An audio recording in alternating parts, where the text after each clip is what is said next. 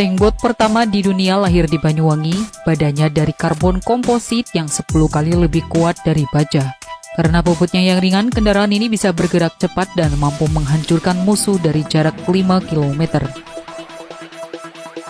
Sosoknya gagah, gerak-geriknya lincah, dan tampilannya sporty.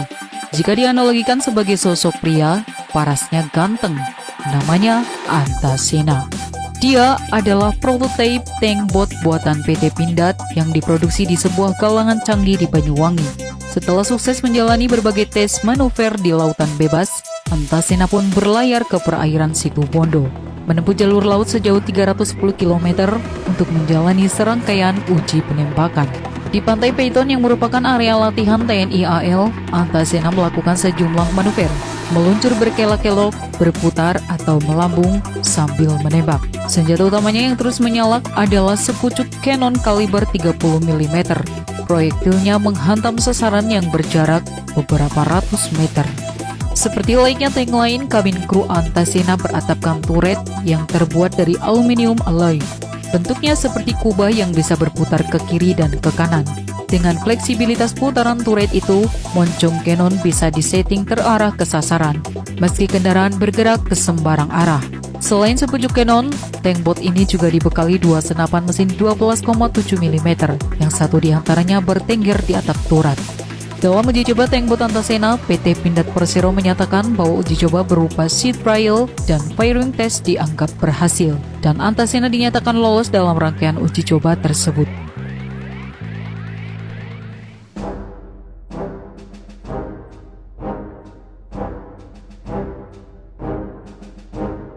Antasena akan masuk dalam jajaran alat utama sistem kesenjataan alutsista TNI Angkatan Darat. Produksinya dikerjakan PT Pindad bekerjasama dengan PT Lundin Industri. Nama Antasena sendiri disematkan oleh Wapres Yusuf Kala pada tahun 2015, usai menyaksikan MOU antara Kemenhan dan PT Pindad. Nama ini merupakan tokoh dunia pewayangan yang jago dan ahli dalam pertempuran laut. Ia adalah anak bungsu dari Sang Bima, salah satu kesatria Pandawa. Perlu waktu 5 tahun untuk mengembangkan maket Antasena itu menjadi kendaraan tempur di atas air. Kemenhan menyiapkannya untuk tugas operasi di rawa, laut, sungai, dan pantai. Untuk kali pertama, Antasena mencoba berenang meluncur di laut, di perairan Banyuwangi, akhir April 2021.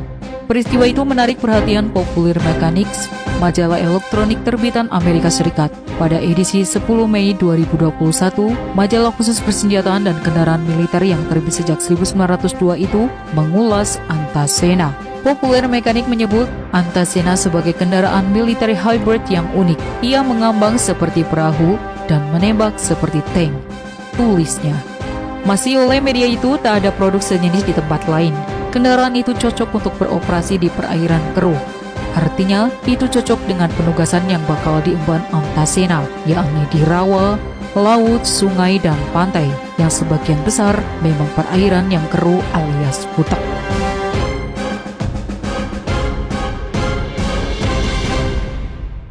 Menurut Popular Mechanics, kendaraan hybrid seperti Antasena ini memang cocok dioperasikan di negara kepulauan seperti Indonesia. Antasena punya postur yang pas untuk menghadapi para perompak, teroris yang suka menyandra awak kapal, dan penjahat lainnya yang beroperasi di perairan. Lebih jauh, tank ini bisa mengejar bila mereka mencoba kabur ke daratan. Tank laut ini bisa membawa 50-60 personil militer bersenjata lengkap. Panjang badan Antasena 18,7 meter, lebarnya 7,5 meter. Badannya bertumpu pada struktur kapal berlunas ganda. Desain double hull itu membuat Antasena bisa meluncur cepat karena hambatan air dilewatkan di kolong bot di antara dua lunas. Dengan 2 mesin baling-baling, 2 kali 1.700 tenaga kuda, plus 2 mesin waterjet 2 kali 550 HP, Antasena dapat meluncur 74 km per jam. Kecepatan jelajahnya 56 km per jam. Sekali isi solar dapat bergerak sejauh 1.100 km.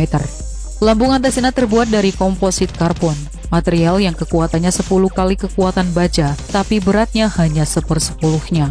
Badannya tak mudah koyak oleh peluru, karena badannya tak terlalu berat. Serat air, draft kapal yang masuk ke air hanya 90 cm. Maka, ia dapat diandalkan ketika beroperasi menyusur sungai, rawa, atau perairan dangkal lainnya. Jangan bayangkan Antasena hanya beroperasi mengejar musuh dengan persenjataan ringan. Ia pun telah disiapkan melawan musuh bersenjata berat pada perang abad 21. Di belakang turretnya ada semacam antena telekomunikasi yang membuat terkoneksi ke gedung informasi di dunia maya. Ia bisa mengetahui kondisi medan di sekelilingnya. Antasena tahu bentang alam di belakang rimbun bakau di rawa-rawa yang dijelajahinya. Untuk mendapatkan gambaran yang presisi, Antasena bisa mengoperasikan sebuah drone yang bisa menuntunnya ke sasaran yang harus dilumpuhkan, termasuk tank-tank musuh, baterai, artileri, dan target militer lainnya. Hasil intayang drone itu juga bisa memandu roket Cockerill Polaris 105 mm yang diluncurkan dengan arah lengkung mirip peluru mortir menuju sasaran. Akurasinya terjamin karena peluru bergerak dengan sistem kendali. Roket Polaris 105 mm itu bisa menjangkau sasaran di darat maupun di laut dalam radius 5 km. Dalam rencana Kemenhan, Antasena akan memperkuat alutsista bagi satuan-satuan tempur TNI Angkatan Darat.